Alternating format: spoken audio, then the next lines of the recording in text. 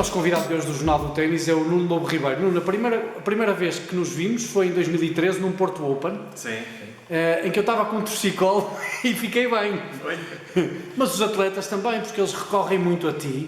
E eu lembro-me na altura, tu, apesar de seres uma pessoa inicialmente, e depois vais-me dizer com certeza, do basquete e da tua sanjoanense, acho eu. Exatamente. Também ficaste ligado ao ténis, ao futebol, a todas as modalidades, mas como é que surge no ténis?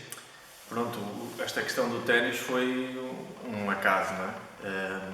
Foi numa altura em que eu tinha deixado de trabalhar, estava no fundo a acompanhar a minha mãe que estava numa fase terminal e entretanto o Michael Novotny, que é um fisioterapeuta conhecido do circuito, manda-me um e-mail para ver se eu podia ir trabalhar com ele e com os atletas dele. O que aconteceu é que nessa altura, como eu estava com a minha mãe, isto foi mais ou menos para aí outubro, novembro de 2012, disse que não, pronto, inventei ali uma coisa, não queria falar propriamente da minha mãe e lembro perfeitamente a minha mãe dizer, mas vai filho, e eu disse, não, agora... Que era fora, para o estrangeiro? Era, ele não tinha dito quem era o atleta, mas por aquilo que se passou, provavelmente era para estar com o Berdych. Mas pronto, esse tempo passou e eu dizia, estou a negar uma coisa que para mim era entrar no topo do desporto mundial, mas como eu costumo dizer, Deus quer direito por linhas tortas e depois a minha mãe faleceu em janeiro e logo a seguir em fevereiro ele volta-me a ligar a dizer, Nuno, não te conheço, normalmente as pessoas vão trabalhar comigo para a minha clínica, mas tenho um bom feeling em relação a ti, gostei do teu currículo, e preciso mesmo de ti, anda para a Indianowells, portanto está a fazer anos. Foste para os Estados Unidos? Fui para os Estados Unidos no dia 4 de março, que é o dia dos meus anos, e fui à experiência, porque ele tinha 3 atletas que queriam contratar um fisioterapeuta pessoal, então comecei a trabalhar com o Lucas Rossol e com o Dmitry Tursunov, e depois com uma atleta menos conhecida, que era a Ksenia Pervak, que acho que já não joga também, e pronto, tive ali um mês com os 3, a coisa correu bem, tão bem que ele disse, olha, eles estão satisfeitos, tu agora vais ter que escolher um. E eu, olhando para aquilo, pensei, ok, eu já conheço da Tursunov, é aquele que tem mais potencialidade para irmos mais longe, apesar de eu saber que ele tinha vindo de 3 cirurgias, apesar de saber que ele tinha estado fora do top 100, um bocado a passar o que o João Sousa estava a passar este ano por lesões, mas são lesões diferentes, mas este calvário de sair do top 100 e depois querer entrar, e eu disse, vou apostar nele, e pronto, e foi assim que comecei a trabalhar com ele. Tu és muito desafios, ou seja, também não era uma coisa que... Sou. Seria mais cómodo manter-me com o Rossol, porque ele estava bem, mas é tal história. É óbvio que qualquer pessoa adoraria trabalhar com Nadal, com Djokovic, mas eu acho que é muito mais difícil pegar num desses que foi, neste caso o Tursunov nunca foi um top 5, mas foi um top 20, e trabalhar de forma a voltar ao topo. E não sabia se isso ia acontecer.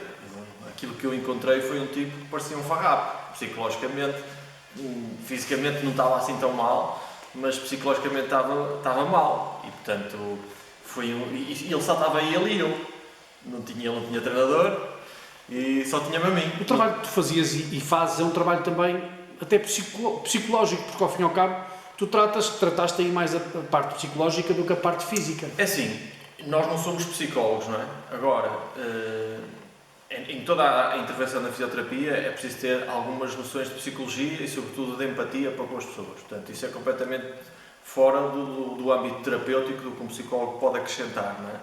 E é o que eu digo, nós podemos ser excelentes fisioterapeutas, mas se a relação com o atleta e com o fisioterapeuta não houver empatia, a coisa não vai resultar.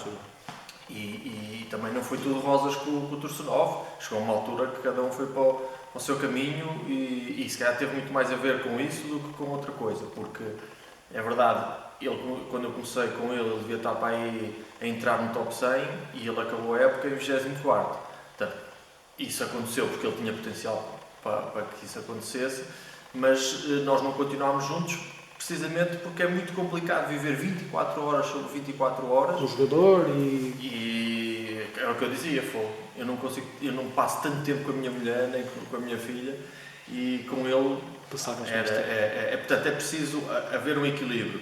E se o atleta e o físio não chegam a esse ponto de equilíbrio, às vezes melhor. Até porque tu, como disseste, não havia treinador, portanto aí não faltava aí uma figura para poder mediar esse... Faltava. E eu não tenho nenhuma mágoa em relação ao Tursunov, mas ele devia ter quebrado mais cedo. Ou seja, eu em Miami tinha acontecido uns episódios pessoais com ele, nada comigo, com ele e com a namorada, e eu nesse dia liguei ao Michael, no Voten, e disse: pá, eu não quero estar aqui porque há aqui coisas pessoais que ele tem que resolver. Mas pronto, o Novotin na altura pediu-me, que era um atleta importante para ele, mas eu ali fiquei com a sensação que devia ter cortado aí. E ele, se calhar mais tarde, se quisesse voltaria. Não aconteceu nesse momento. Houve o desgaste. Houve esse desgaste, e aquilo que eu senti foi, à medida que nós subíamos no ranking, estávamos com mais apoio, estávamos a sentir confiantes, mas houve uma altura, e acho que foi aí um bocado que as coisas se precipitaram, que nós tínhamos ganho o torneio de Munique em pares, sem nenhum, era ele e o Jarko Niemann, e sem perder nenhum set. E fomos passar, ele não quis ir a Madrid, evitámos ir a Madrid então, e tivemos uma semana a treinar em Halle. E eu lembro perfeitamente como hoje, ele nessa altura pediu ajuda a um treinador que veio realmente acalmá-lo um pouco, e que o ajudou a fazer o que tínhamos feito, que foi ganhar ao Ferrer, que era número 5 do mundo, em Munique fazer uma prestação boa, mas esse treinador só estava lá part-time, que era o treinador do Gil Simon. Portanto, ele só ia lá de vez em quando tinha uma vaga, pronto. Isso ajudou bastante no processo, só que quando fomos treinar para a Halle, ele começa a treinar, fez um treino, porque ele era bom em pisos rápidos, né? E em pisos de terra nem por isso, né? E então ele pediu essa ajuda nos pisos de terra, especificamente para a terra. Então tivemos um dia a treinar os deslizes para ir à rede apanhar as bolas, e lembro-me nessa noite, quando eu estava a trabalhar com ele, eu percebi-me, através da massagem, que ele estava de rastros. E no dia a seguir o treinador veio ter comigo e disse: olha, eu estava a pensar fazer 2 treinos, 2 horas de manhã, 2 horas à tarde e mais 45 minutos de recuperação. Esquece que ele cai. E eu disse: esquece isso, não tem hipótese nenhuma, o risco de lesão é muito grande. Só que ele falou com o atleta e o atleta olhou para mim: quem? Eu? Não, estou impecável. E nem... são daquelas coisas... Quebrou aí a tua confiança. O que é que aconteceu? Ele começa a treinar e ao fim de 10 minutos rasga-se. Ou seja, foi pior emenda que o soneto. Foi, porque eu estava a dizer uma coisa que era a minha percepção enquanto profissional, e até podia não ter acontecido nada, mas a verdade é que aconteceu e, portanto, as coisas não acontecem por acaso. Eu dizia que ele não estava capaz e que precisava fazer um treino de recuperação. E ele foi treinar como se não tivesse nada, e então rasgou, fez uma ruptura, ele disse que não era uma ruptura, e pronto. Aí começou aquilo de dizer assim: se eu sou profissional, ele percebe ténis, eu percebo disto. E ele, só porque anda aqui há muitos anos, e é importante ouvirmos o corpo do atleta. Claro. Mas ele próprio estava a negar os sinais que o corpo dele estava-lhe a dar. E foi mais teimosia da parte dele. Não querer aceitar aquilo. Não queria aceitar que tinha rompido. Nós estivemos lá 2, 3 dias a fazer tratamentos e eu disse: vamos para a Itália, fazemos uma ecografia, que está lá o médico, foi assim. E o médico confirmou. Eu na altura até tinha posto e disse: até lhe vou pôr a minha cabeça no cepo. Disse-lhe exatamente onde é que era a ruptura, qual era o músculo. E arrependi-me logo. Mal acabei de dizer assim: bem, se tu falhas o músculo, estás tramado. Mas não falhaste? Não, por acaso correu mesmo bem, porque eu tinha-lhe dito: é a longa pressão do bíceps no primeiro terço, e foi. E toda a gente lhe disse: olha, não podes jogar, esquece. E ele disse: eu vou falar com os outros fisioterapeutas que têm mais experiência e vou-lhes perguntar. E tu aí cortaste tudo? Não, quer dizer, o que é que eu ia fazer? Eu devia ter cortado, mas a conversa que eu tinha tido com o Michael, ele disse: vai até ao fim, e disse: ok. E ele foi ter com os fisioterapeutas, toda a gente disse que ele não podia jogar. E ele disse, pronto, não posso jogar, vou para o quarto. No dia seguinte de manhã liga-me, olha, Nuno, anda rápido porque o jogo é às 10 horas e eu vou jogar. E eu, naquela altura, pensei, há aqui qualquer coisa que não está bem, já nem disse nada. Aí fechei-me um bocado em copas e disse, ok, vou com ele.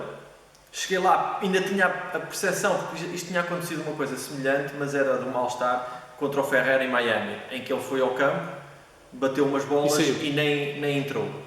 Mas não, eu pensei que ia ser mais uma vez essa coisa, e ele não, eu vou jogar. E então, aquilo foi tão mal que eu disse-lhe assim, olha, tens uma ruptura, se vais mesmo jogar, pelo menos deixa-me ligar-te a perna, porque senão vais-te rasgar toda. Então liguei-lhe a perna, muito bem, e eu disse, olha, vai-te doer mais parado do que a jogar, portanto, eu vou-te apertar isto mesmo a sério.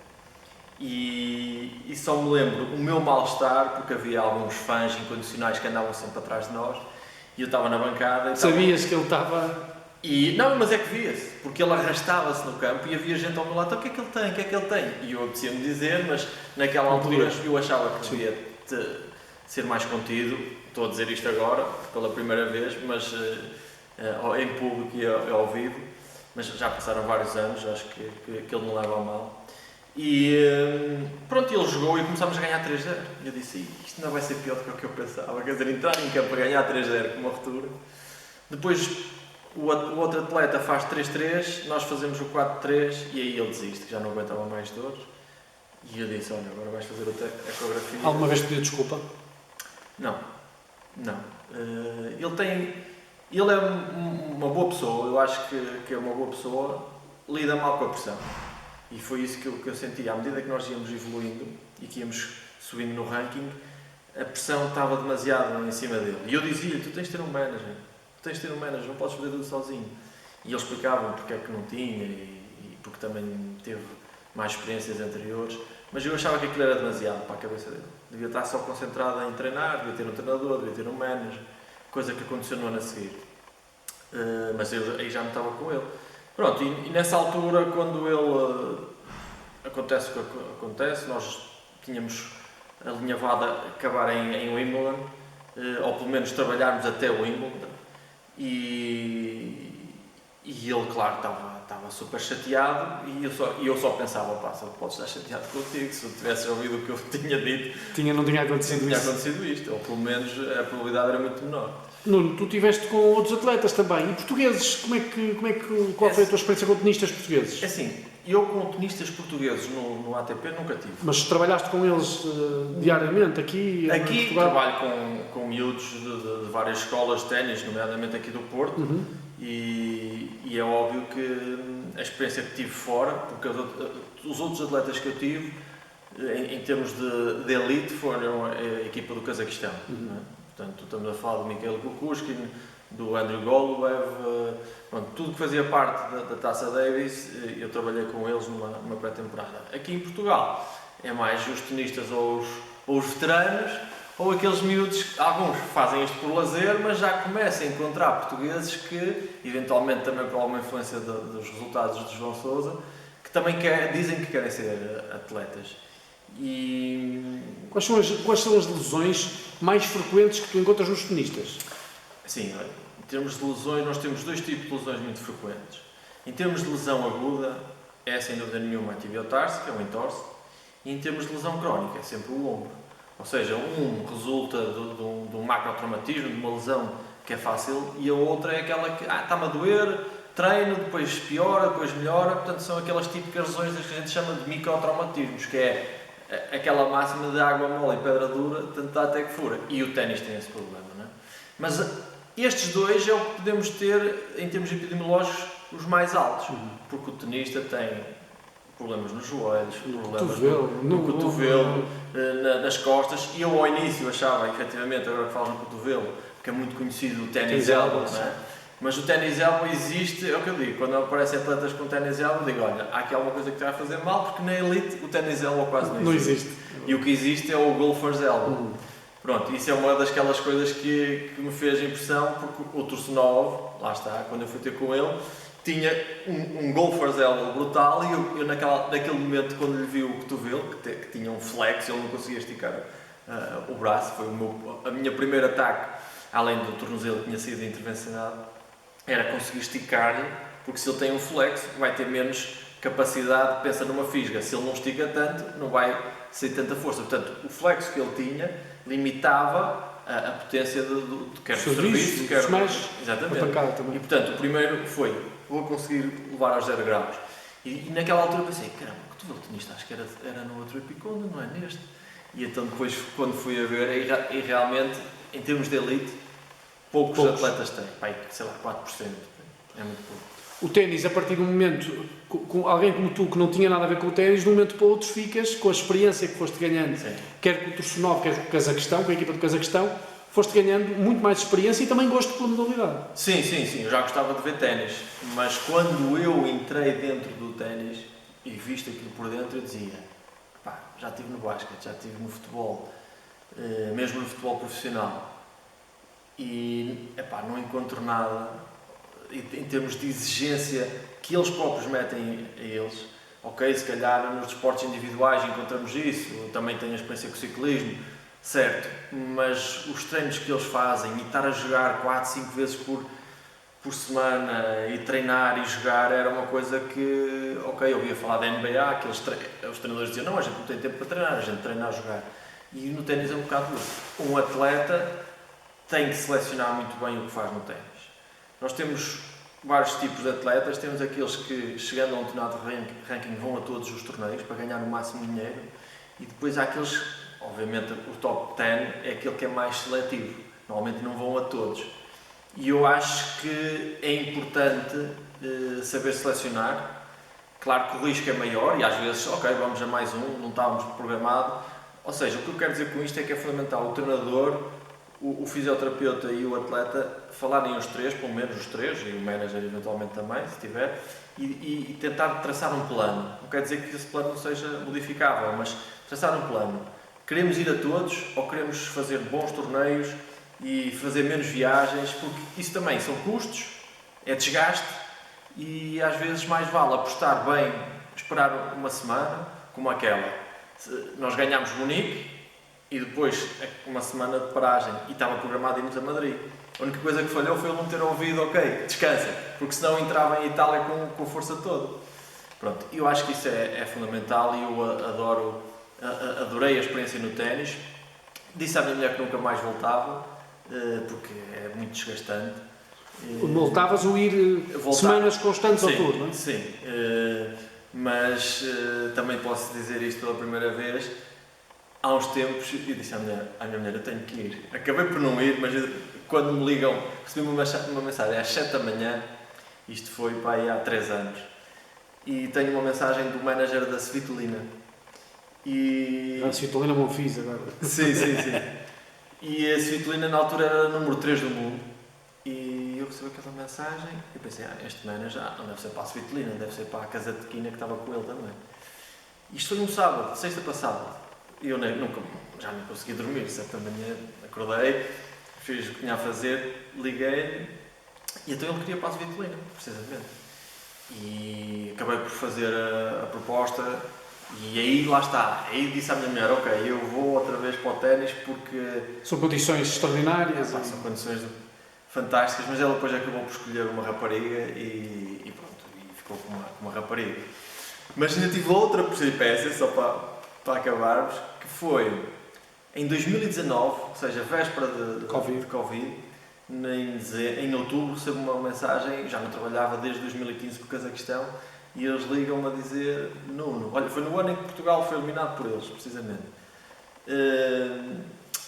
Quero que faças a pré-época só com aquele atleta, como é que ele se chama? Kushkin? Não é o Kushkin, o outro, o Alexander... É o Alexander. Não.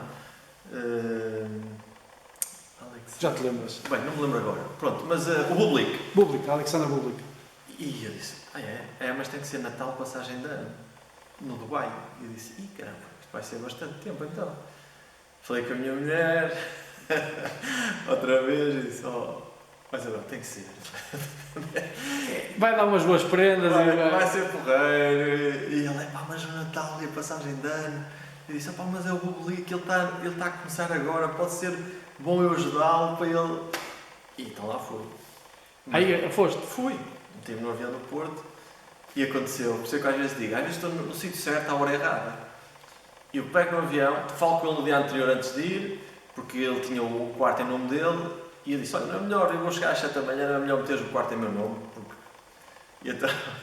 E então aterrei, chego ao hotel, e nesse ano era também na altura dos prémios Laureus. Então estava o Joco, o Ronaldo, todos lá no mesmo hotel. Estava tudo no... Era todo, que era mundo desportivo do mundo estava lá. E eu entrei, e o meu nome não estava no hotel. Eu disse, não pode ser, chamei o Bublique. Não veio ele, veio o pai dele. E recebo uma mensagem de repente, do Cazaquistão, chateámos com o atleta, tens de te vir embora. Eu disse, não, isto não está a acontecer. Até eu mudei a minha vida toda. Foste para o Dubai e voltaste para casa. Na brincadeira eu digo, pagaram-me um jantar no Dubai. Pagaram-me para ir jantar no Dubai. São aquelas peripécias que dá para escrever um livro. Mas arrependes de ter ido? Não me arrependo, é assim, acho que eles podiam... É assim, o Cazaquistão sempre me tratou mas muito nunca, nunca mais vais esquecer do Bublique. Nunca mais me esqueci do Bublique, eu já tinha... Aliás, tinha e tenho o plano de treinos, ele tinha-me enviado o plano de treinos que o preparador físico tinha feito para ele, estava aquilo tudo direitinho, e de repente, ok, fiquei lá uma noite a dormir, porque eu estava cansado, apesar de agora o Porto já tem viagem direta para o Dubai, foi cansativo, então fiquei lá uma noite no dia a seguir vim. Portanto, foram 3 dias para o teto e ficou a experiência para escrever um livro. Na brincadeira eu digo que, olha, pagaram para ir jantar ao Dubai. Nuno, é cada vez mais fundamental o departamento de recuperação física, seja com o ténis, seja nas outras modalidades, porque na prevenção está a necessidade de não recorrer aos teus serviços. Exatamente. Ou seja, enquanto aqui nós estamos a trabalhar quase tudo com atletas doentes, lá no Tour nós estamos na prevenção. Quando o atleta se aleija, quando o profissional se aleijou, foi quando eu tive menos trabalho. E eu costumo sempre dizer isto, há treinadores de futebol que não aceitam isso, mas a verdade é uma. Eu acho que se começarmos a fazer um trabalho semelhante ao que os tenistas fazem noutras modalidades, e coisas que de outras modalidades também podem ser importadas para o ténis, os atletas vão ser mais capazes, não é? Toda a gente fala do Ronaldo e do trabalho que ele tem. Ele, tanto quanto eu sei, tem uma equipa, além da equipa médica que tem no clube dele, ele tem uma equipa que o acompanha, sim, desde nutricionista, fisioterapeuta pessoal, e mesmo cá no Porto, eu lembro de um espanhol que jogava no Futebol do Porto ter-me ligado para que lhe fizesse um trabalho muito específico. Isto não põe em causa ninguém do clube. É mais um complemento. É mais um complemento e um trabalho diferente, porque no clube realmente não há tempo, porque normalmente tem 2, 3, um clube que tenha 4 fisioterapeutas ou 5 já é, sim, é uma maravilha. Mas eu não ficava admirado que o Benfica, que o Porto, que o Sporting, pelo menos estes 3, um dia dissessem, olha, a equipa sénior tem 10 fisioterapeutas. Porque existe trabalho para isso, e sem dúvida nenhuma iam levar os atletas a outro nível. Iam ter menos lesões, com certeza, iam prevenir mais. Já há muito trabalho nesse campo e a preparação física, os preparadores físicos têm trabalhado muito nesse campo para a prevenção. E por isso, quando eu estive na Arábia Saudita, um dos preparadores físicos com quem eu trabalhei, nós cruzávamos muito bem, porque ele tinha essa percepção da prevenção, e então era capaz de estar a fazer um trabalho de preparação física e olhar para um ou outro atleta, perceber que ali alguma coisa não estava 100% ou 200% e ligar, gostava que visse este atleta. E esta interligação nem sempre é fácil. Esse preparador físico é o João Lapa, que esteve no Wolverhampton e agora está no Famalicão, mas eu gostei muito de trabalhar com ele porque ele tinha essa sensibilidade. A maior parte do pessoal do fitness não tem tanta essa sensibilidade. Alguns que se dedicam a essa parte, nomeadamente aqueles que vão para o futebol e fazem uma recuperação, entram naquilo que se diz recuperador físico. Não é? Existe o recuperador físico e existe o recuperador físico. Esse recuperador físico bebe um bocado das duas áreas, de preparação e da parte de reabilitação. Pronto. Ou será um fisioterapeuta que estudou parte de educação física, ou será alguém licenciado em educação física que estudou um bocadinho de reabilitação. Quando nós temos duas pessoas que falam essa linguagem, as coisas são muito melhores. Tu estudaste Fisiologia também na FECDEF? Eu tirei mestrado no FECDEF em Coimbra. E isso foi para mim, uma das mais-valias precisamente para fazer esta união. Complementar. Por isso é que eu acho que, há fisioterapeutas que estão só vocacionados para a reabilitação pura e dura, porque pronto, realmente a atuação de fisioterapeuta neste momento é vastíssima, desde otorrino, desde médicos dentistas, ou seja, toda a intervenção de todas as especialidades o fisioterapeuta pode intervir. A mim, o que eu sempre quis fazer foi, eu vou ser especializado em fisioterapia desportiva, mas para isso eu não quero ser o fisioterapeuta do ténis ou o fisioterapeuta do futebol. Não, apesar de haver especificidades de cada desporto, se eu passar por todos, os mais número de desportos possíveis, vais ter um leque mais abrangente de atletas. Vou ver coisas nuns que posso transportar para outros. E esse know-how é fundamental para às vezes a gente conseguir ver coisas que até nem são típicas de lesões, por exemplo no ténis, e dizer, eu já vi isto no outro desporto, já sei como é que é de fazer. E isso é fundamental. Que consegues dizer que tu darias então aos atletas, aos veteranos, aos mais novos, no ténis, particularmente no ténis? Que cuidados é que eles devem ter para evitar lesões? No ténis, sem dúvida nenhuma, a técnica é fundamental. E aí tem que entrar o treinador para ajudar na técnica. Portanto, muitas das lesões têm a ver com más técnicas. Más posturas. Outra coisa tem a ver com a sobrecarga. Eu costumo dizer, trabalhar menos, mas trabalhar melhor. E muitas das vezes o que se pensa é mais e mais e mais é melhor, e eu digo às vezes menos é melhor. Mas lá está, essa ideia de menos é melhor foi tirada, lá está, do mestrado. O meu orientador, que é o Dr. Amândio, fisiologista, também fez isso na canoagem. E quando ele conseguiu meter na cabeça dos treinadores que menos era mais, começaram a ver as medalhas de ouro, as medalhas de prata, e ele não é muito falado, mas eu sei que é verdade isto que eu estou a dizer. Ou seja, nós temos que ter mais... E ele também está ligado ao ténis. Também. E ele tem que estar mais... Temos que ter mais know-how, mas concreto. Não é aquele know-how... Não, eu estou bem, sinto como o outro. Eu sinto-me bem, depois rasga-se. Não. Temos que ter dados, trabalhar esses dados e melhorar. E, portanto, isso é fundamental e, obviamente, para quem não tem possibilidade de ter um fisioterapeuta diariamente, é óbvio que não é fácil, pelo menos um atleta que queira chegar longe, tem que, pelo menos uma vez por semana, tem que fazer um trabalho de recuperação, ok? Uma vez por semana é melhor do que 2 vezes, se não conseguir 2, uma é melhor que nenhuma. E uma de 15 em 15 dias é melhor que nenhuma, e uma por mês é melhor que nenhuma. Portanto, é isto que eu acho que deve ser feito. E claro, existem planos e programas de prevenção para lesões. O futebol está mais que formatado e no fundo verificado a eficácia do plano de prevenção que eles têm do FIFA 11+. Existem outros específicos para o ligamento cruzado anterior. As pessoas têm que trabalhar. Agora é um trabalho diferente, mas esse trabalho também é comprovadamente eficaz em termos de aumentar a eficiência e a performance do atleta. Portanto, se houver esse know-how e se isso for introduzido, é uma questão de arranjar tempo e às vezes não é preciso muito. É 2, 3 vezes por semana fazer aqueles... Com a tua experiência, dás por ti às vezes a ver televisão, ténis, basquete, futebol, um atleta lesiona-se e tu já sei. A primeira coisa deve ser isto. O mecanismo da lesão. Por isso é que eu, no futebol, no ciclismo, quando estou com algum atleta, eu não gosto de estar enfiado, como se costuma dizer, no departamento médico. Se há treino, eu tenho que estar a ver o treino. Porque aqueles primeiros segundos, não só para perceber que tipo de lesão possa ter ocorrido, nós também não somos bruxos, mas às vezes o mecanismo de lesão, em termos biomecânicos, a gente consegue perceber mais ou menos o que é que poderá ter acontecido. Muitas vezes é pior, muitas vezes não é tão mau como a gente pensava. É verdade, como eu digo, não somos bruxos, mas dá-nos essa ideia. E depois, a intervenção imediata, às vezes consegue ganhar semanas de recuperação, nomeadamente no tornozelo, é daquelas coisas que eu... O gelo logo? Ela tem que ser logo, porque a primeira coisa que eu digo aos atletas para não fazerem quando torcem o pé é tirar a sapatilha. É fundamental a contenção, e só se pode tirar a sapatilha se eu tiver alternativas dessa contenção, nomeadamente se eu estiver lá a chegar e poder-lhe fazer uma ligadura, mesmo até com gelo, e fazer-lhe uma ligadura funcional. Sim, se não, o que vai acontecer é vamos estar a exacerbar o problema quando podia ter sido minorado. Nuno, com a tua experiência, neste momento agora tens o teu espaço, onde é que as pessoas te podem procurar caso necessitem dos teus serviços? Podem me encontrar no Porto, aqui nas novas instalações, que é no hotel Be Fresh Hotel, aqui perto de Carvalho, na Rua dos Castelos, já agora 96. E pronto, estamos aqui no ginásio, temos umas excelentes condições para fazer não só a prevenção, mas também a reabilitação, e portanto sempre que queiram, podem contar comigo.